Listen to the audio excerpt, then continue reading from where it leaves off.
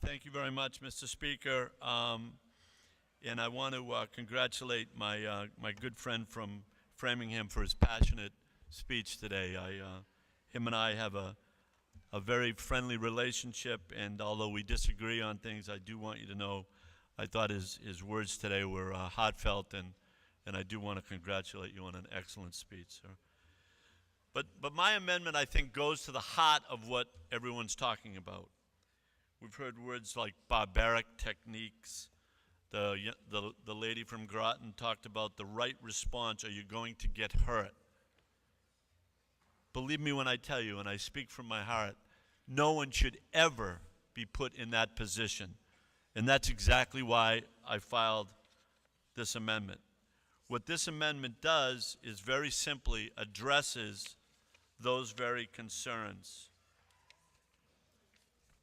And what it does, it says aversion therapy, I'm adding to the bill, aversion therapy, any practice, treatment, or therapy in which a client or a patient is subjected to the use or application of any device, any substance, or force that causes or is intended to cause pain, discomfort, or an unpleasant sensation to the client is part of the bill. That you cannot in any way ever do that. And the reason I also add a second part of the bill which says that anything that utilizes speech alone to assist the client in any way cannot be punished. And we have a Supreme Court that just yesterday ruled that public speech, professional speech, is protected speech. And it refers to the Supreme Court case of Coakley versus Massachusetts. McCullough versus Coakley. And it talks about preserving an uninhibited marketplace of ideas in which truth will ultimately prevail. And it goes on in its ruling and it says, this court has not recognized professional speech as a separate category of speech. Speech is not unprotected merely because it is uttered by professionals.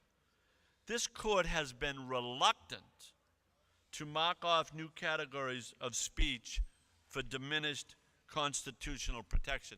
Now, I have heard particularly members on the other side of the aisle share with us their passionate concern for the Constitution. And the First Amendment particularly is under attack, in my opinion, with this particular piece of legislation. We are limiting free speech. Additionally, we are interfering with parental rights. So two fundamental principles of our Constitution are under attack. We can provide exactly what the folks who have supported this bill wanted in my amendment. We can give the protection that they're looking for in my amendment. We do not need to take away people's First Amendment rights. Mr. Speaker, I do also want to comment that I find it very, very troubling about what's taking place in these chambers.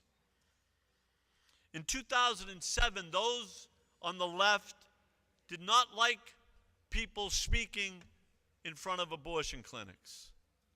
So they decided to take away their First Amendment rights because they didn't like the speech.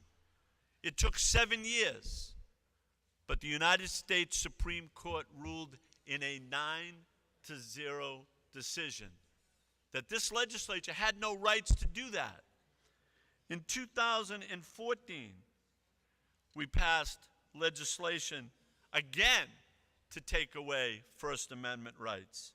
In 2016, we passed a transgender bill. We were told when we initially started the discussion regarding the transgender bill that it was about discrimination.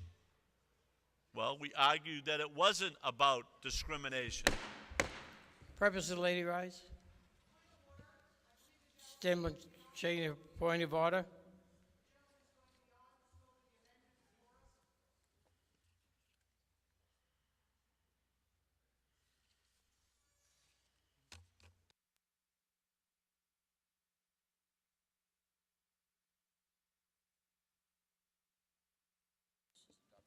Chair will remind the gentleman to continue to speak about the First Amendment rights.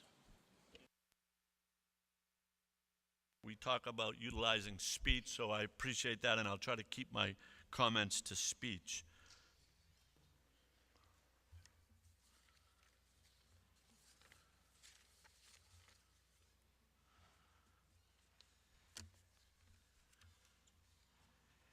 And what this legislature has done and continues to do is try to put in place legislation that limits speech, free speech.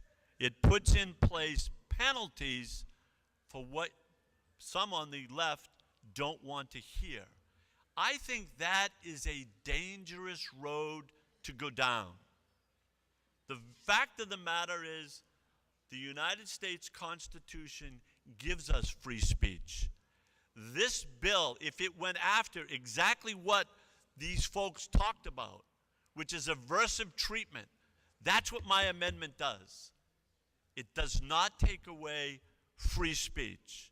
And I would urge my members on both sides of the aisle to vote in favor of my legislation, which gives you exactly what you want.